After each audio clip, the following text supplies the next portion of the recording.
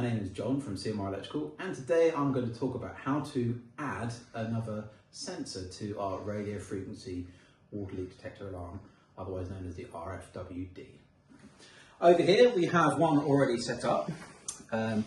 This one, as you can see, has got a touchscreen, and at the moment it has only one sensor attached. So what I'm going to do is I'm going to add a second sensor.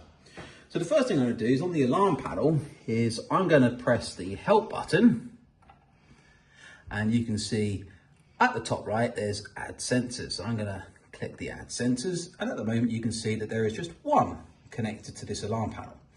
So I'm going to go up. Obviously you can go up to a maximum of 10, but for today's session we're just going to add 2 sensors, and I'm going to exit out of that program.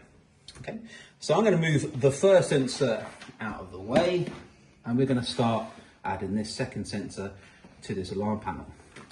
So I'm going to obviously undo the screws at the back, which has already been done. And the first thing that you're going to do is there is a seal switch at the bottom here.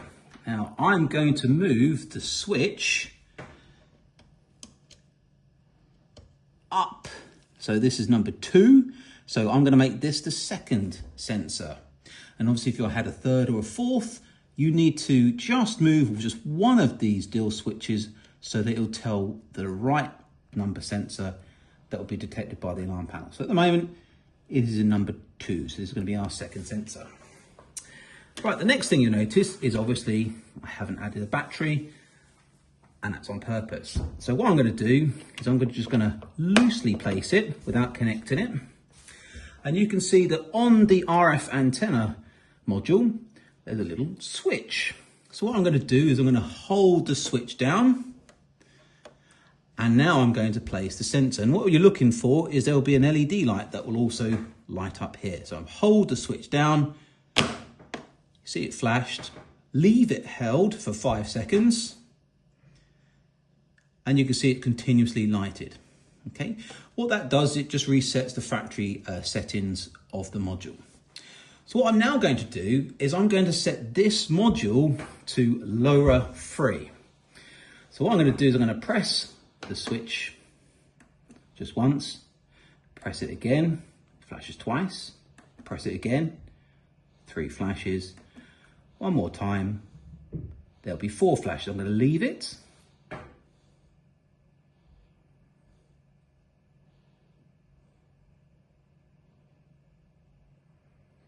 And when you see it flash twice, that means it's come out of the program. So I've now set this to LoRa 3, okay, which is the correct LoRa 3, same setting for the alarm panel. Okay. What I'm now going to do is I'm going to pair this sensor to the alarm panel. So carefully, I'm just going to turn the panel over to expose there's a little red push button which is pairing. Now obviously this is quite close to the live, so do be careful. Obviously you don't touch the live. So at the moment it's still on, so I've just carefully mounted it in a safe, secure, flat place, and I'm interested in this pairing button. So what I'm now going to do with the sensor is I'm going to unmove the second battery. Okay, so it's just loosely in its housing, and I'm now going to pair it. So what I'm going to do is I'm going to press the push button, and then you'll see a LED light glow once, and then I'm going to click the second battery into place. So click once.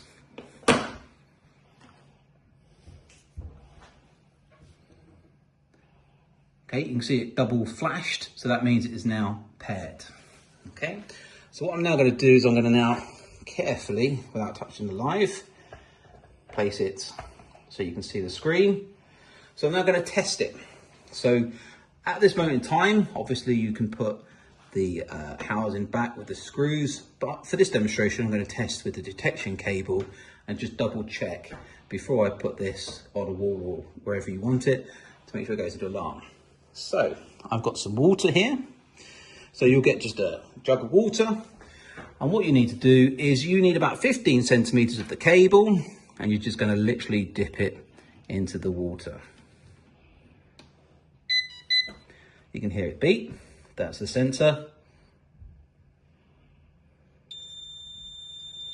And after a few seconds, the alarm panel will then say sensor 2, water leak found. Now obviously I can use the touch button to mute it. Now, once you've tested it, again, before you put it back, obviously you can still hear it beating. That's because there's water still left on the cable. So just with some kitchen towel or tissue, just carefully run the cable to just draw out any moisture. Sometimes give it a nice rub. It might take a few minutes to just fully evaporate all the water, but then it's ready to go. So that's the video to show you how to add a second sensor to our RFWD. Please have a look at our website for further information, with the technical information and user manual. Thank you very much for your time.